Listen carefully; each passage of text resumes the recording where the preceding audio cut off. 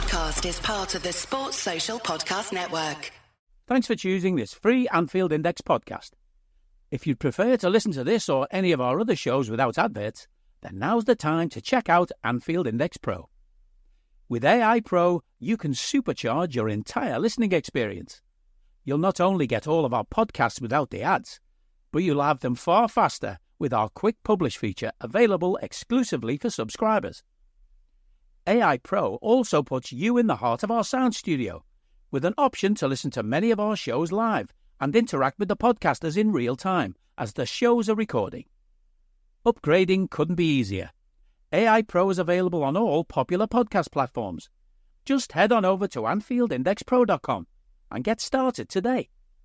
Hello, welcome to the Daily Red, your lunchtime catch-up on all things Liverpool FC on a Tuesday on which we've still got absolutely nothing going on. Darwin did play in the Copa America last night against the USA. Uruguay won 1-0, topped their group and sent the USA toddling out of the competition. Diogo Jota played for Portugal, won a penalty, had a pretty significant impact when he came on. Portugal looked a bit more purposeful when Jota came on and just started picking the ball up and running at people. He's got the scruffiest dribbling style I've ever seen, but it's very, very effective. And he did make a big difference to Portugal, and I think he'd make an even bigger difference if he was starting instead of Cristiano, who at this point in his career offers absolutely nothing. Ibu didn't play for France. The illness he had pre-tournament knocked him out of the team, and despite the fact that they both keep making mistakes, Saliba and Upamecano remain the starting pair, and Arsenal fans continue to box the bellies of themselves because they think France keeping clean sheets is down to Saliba, which is just really weird. So yeah, that's where we stand with the international tournaments. Transfer-wise, there's nothing new. There was a lot of talk around Gordon and his head being turned yesterday. Again, it all came from the Newcastle side. Again, it came from questionable sources. You'd wonder what truth there really is to any of it. Obviously, he's a player that we have some level of interest in. Whether or not that's interest in actually buying him at a significant price remains to be seen. There are certainly better options out there if we want to buy a left winger. If Luis Diaz leaves, Kvaratskhelia being the obvious one, Rodrigo being another obvious one if he was interested in leaving Real Madrid, which there are some stories suggesting that Real are open to a sale and he's open to a move, given Arda Güler is expected to see a lot more game time next year. They've got Hedrick coming in, and obviously they signed Kylian Mbappe. So if he's available, he's certainly one that you'd go for.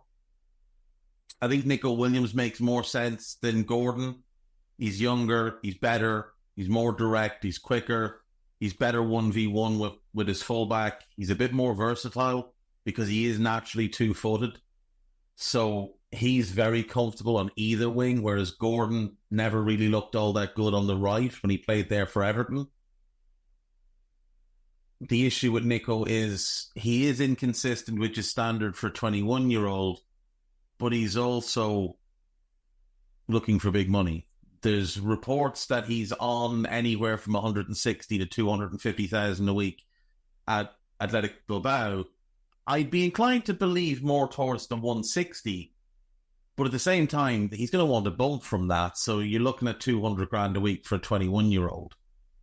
And that just seems like a bad starting point, really. So I'm just going to work under the assumption that we would have sold Diaz if the right offer came in. There's been, some suggestion that we would entertain offers. Nothing has been reported. James Pearce said in an article that we would want well in excess of the 50 million that we paid. And I don't actually think we paid 50.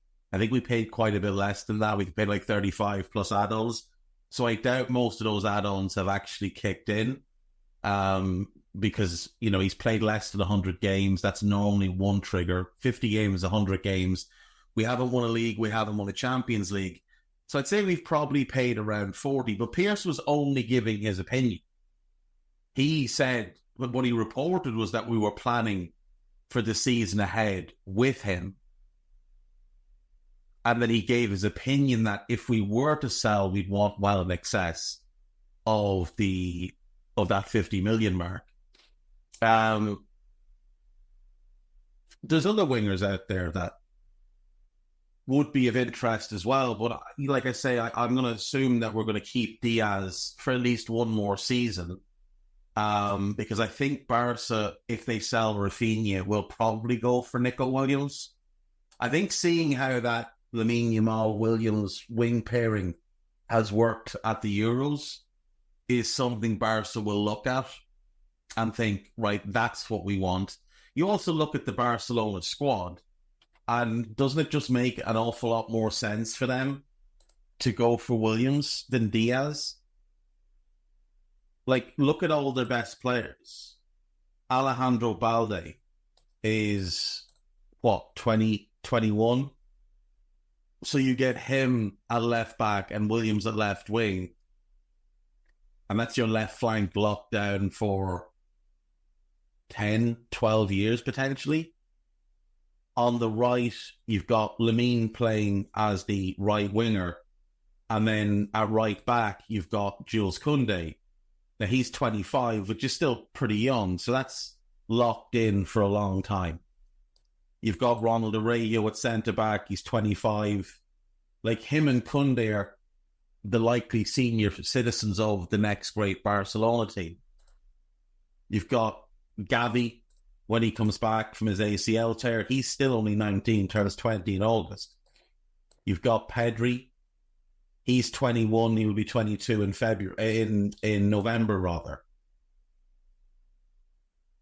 You've got Fermin Lopez, probably a squad player. He's just turned 21 last month. Eric Garcia, probably a depth centre-back. He's 23. Pablo Torre, another exciting young attacking midfield type. He's just turned 21 in April. So you'd imagine they're the players. Vitor Roque, if, as is expected, Hansi Flick gives him opportunities, which Xavi wasn't willing to.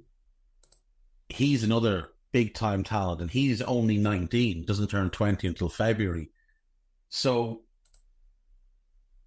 surely it makes more sense for them to start building a team that's all going to peak together, rather than bringing in a guy who'll turn 28 in February. Like, for me, the mistakes they've made in recent years, signing Gundogan, signing Lewandowski, both great players, but not fitting the age, the timeline, not selling Frankie de Jong. I think that's something they should look into. He's 27, but again, he's got probably 2 years left in his peak.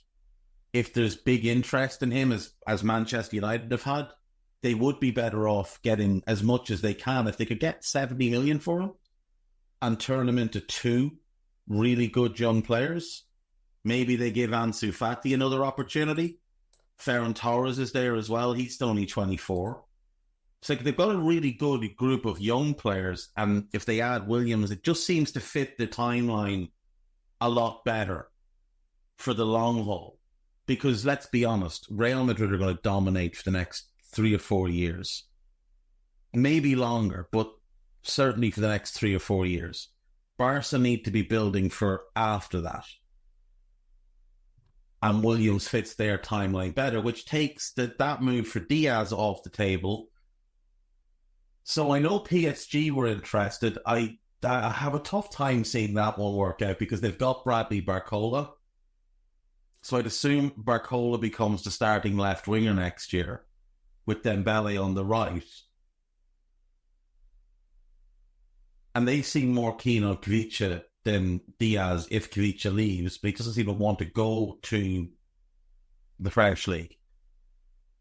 So your other option is Saudi. Now, Diaz might be okay going to Saudi, and if he does, we could probably get a higher fee as well.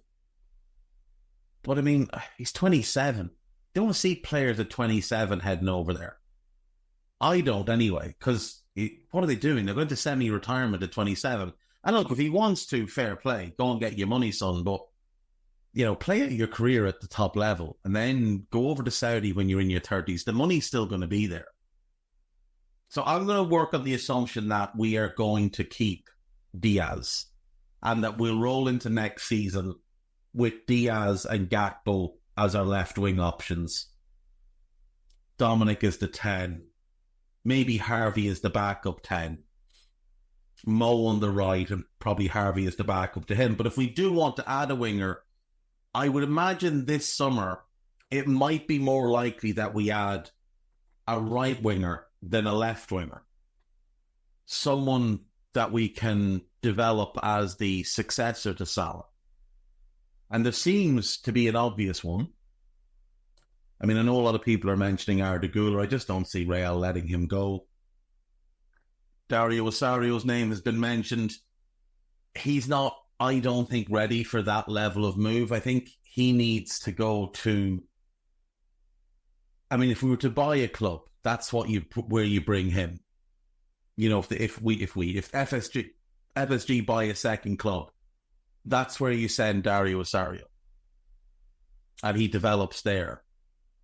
Brian Mbomo's name has been mentioned a few times, and obviously he's a good player, but wherever he moves to, he needs to be starting regularly, and he won't get that at Liverpool.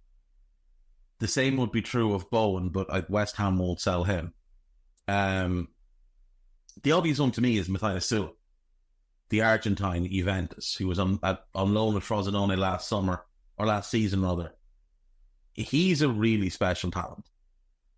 If we're going to buy a winger this summer, he's the one that makes the most sense to me. I just think he ticks all the boxes of what we'd be looking at. And even in what was a really, really poor Frosinone team last season, which got relegated, he was exceptional. Now, they had a couple of other good players in that team.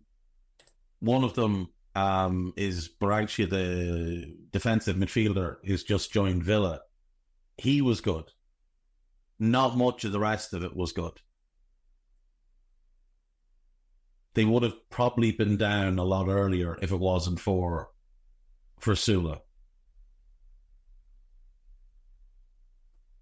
He's 21. He's tall for a winger at 6 foot. He's a really good dribbler. He's creative. Like in a bad team last season, he was still able to find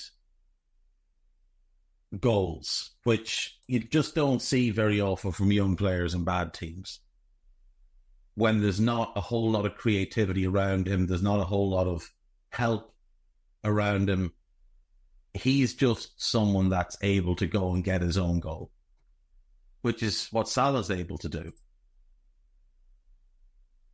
Like that's what Salah's become, is a player that can basically do everything all by himself. He got 11 league goals last season in 36 games in a league that's tougher to score in than the Premier League. I think it's one of the reasons that Edwards has always liked it. 11 goals and 3 assists in a really bad team. And he didn't play the first 2 games of the season.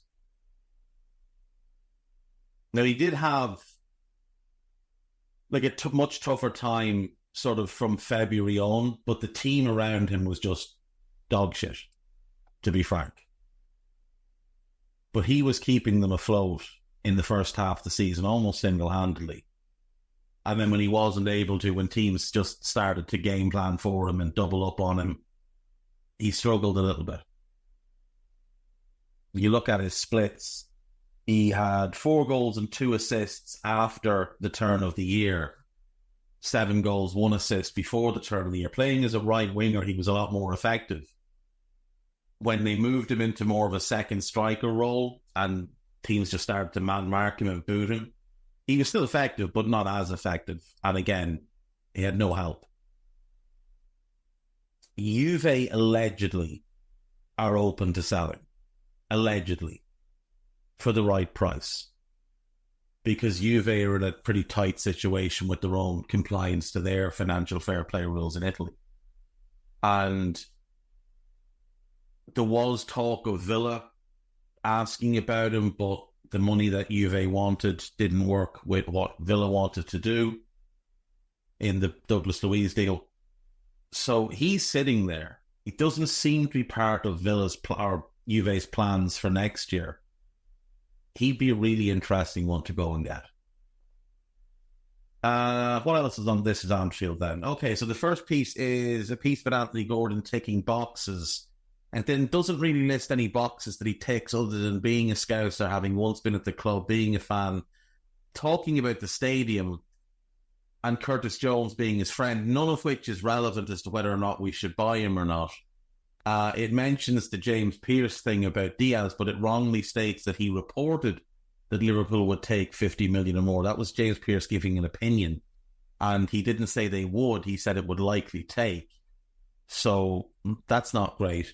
There's a couple of pieces on Arne Slot. There's a piece about Jurgen sending a touching message to Nuri Sahin, who's obviously the new Borussia Dortmund manager. Liverpool in pole position to sign Wolves left back. So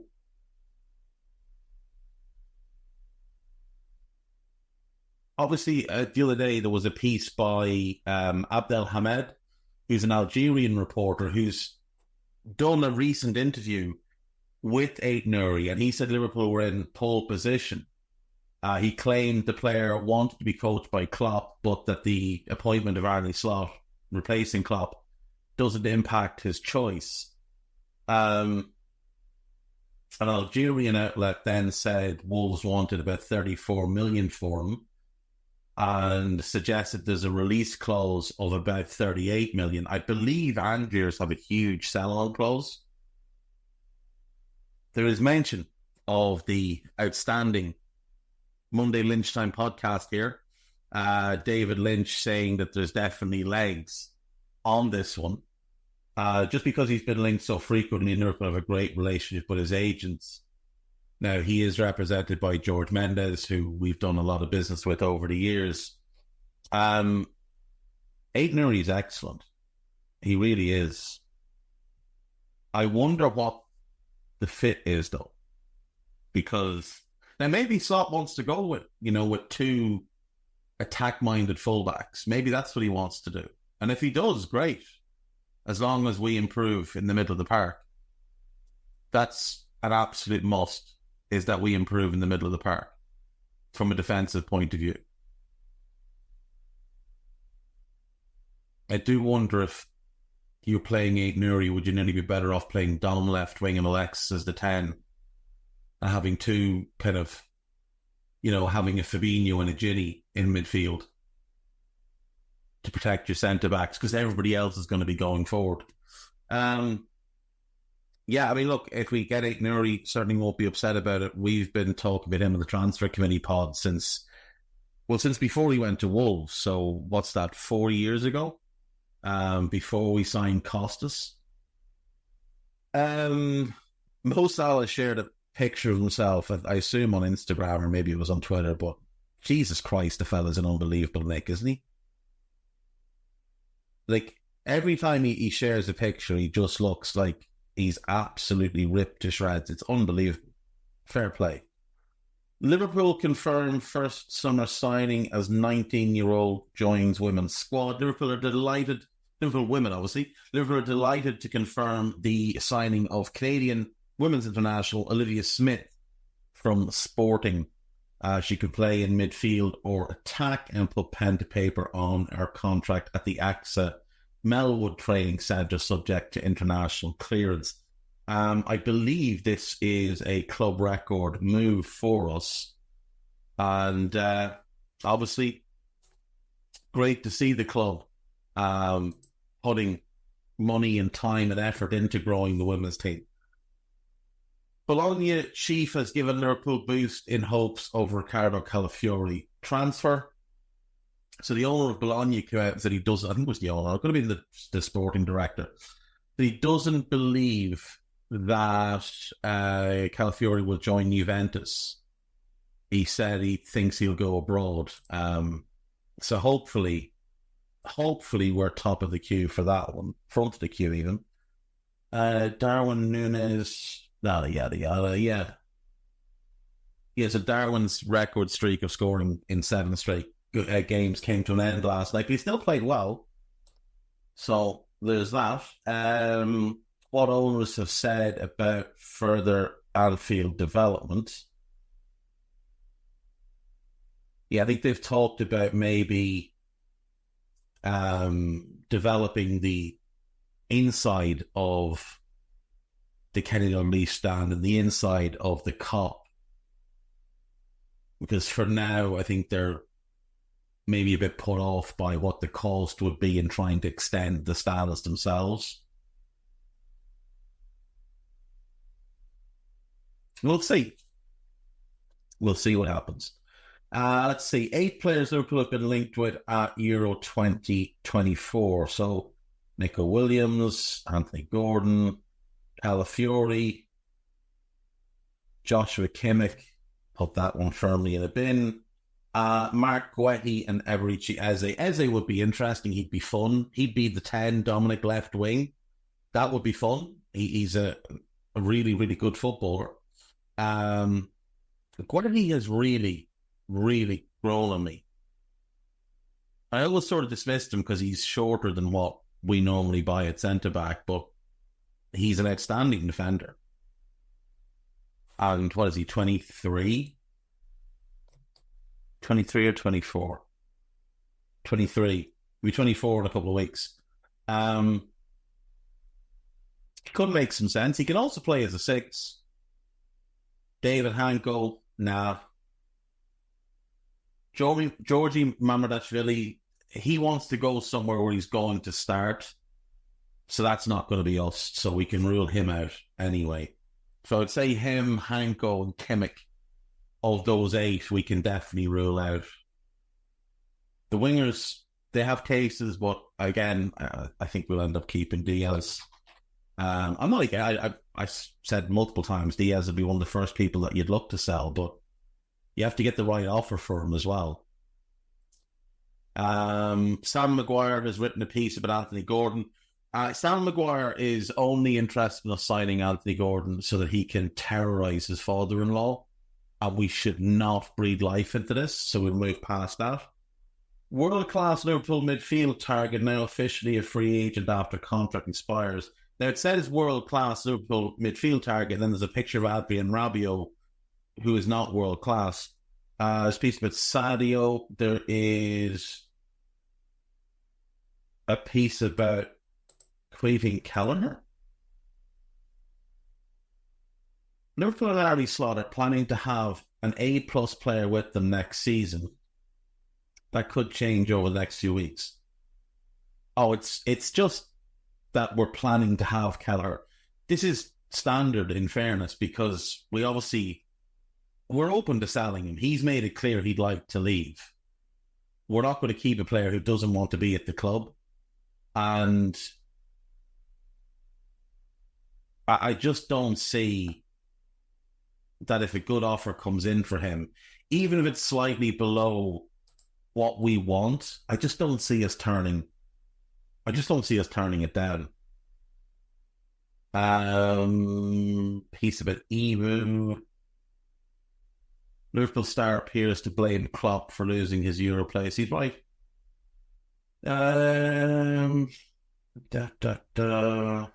Pundit makes Gerald Quant's prediction. Okay. Yeah. There's not a whole lot else there. Kvaratskhelia or Gordon, Liverpool fans reveal preferred summer signing. I mean, there's no comparison. Kvaratskhelia is a much better footballer than Anthony Gordon. Liverpool blow was only transfer link with real substance expected to move to Real. That is Lenny Yoro. Again, he's been moving to Real for a month and a half now, and they're no closer to making an offer for him, so we'll see. Liverpool are expected to make a minimum of 3 signings this summer, according to a recent report. Well, the report is by Football Insider, so nobody should pay it any heed. But yeah, you'd imagine 3 is sort of the minimum number that we'd look to do. On to AnfieldIndex.com. Dutch Giants join race to sign 20 million Liverpool defender. PSV apparently, I don't know what's wrong with me. Apparently are interested in Seth Vandenberg. I don't know that they'll have the money, but I could see the fit there. Liverpool join race to sign French Euro. That's about Adrien Rabiot. That's a piece about Mo. Piece about Gordon. Piece about David Lynch. And then podcast-wise, there is that Monday lunchtime. Dave Lynch with Dave Davis. And then there is a transfer show. Sans Downey. Yeah. No Downey? What's going on? Where are you, Downey? Are you skiving again? Probably. No, I know Trev is actually quite busy at the moment. So, yeah, it is just Dave Davis by his lonesome, looking at the latest transfer news. And there we go. That's it for today. Make sure you listen to Buzz Podcast. Make sure you listen to our daily Euros pod, which is available on Anfield Index Pro or on EPL Index. And I'll see you tomorrow. Bye-bye. We hope you enjoyed listening to this Anfield Index show. Please be sure to subscribe to our channel so future podcasts find their way to your device automatically. There's nothing quite like fan engagement, and we'd love to know what you think of anything discussed on this show.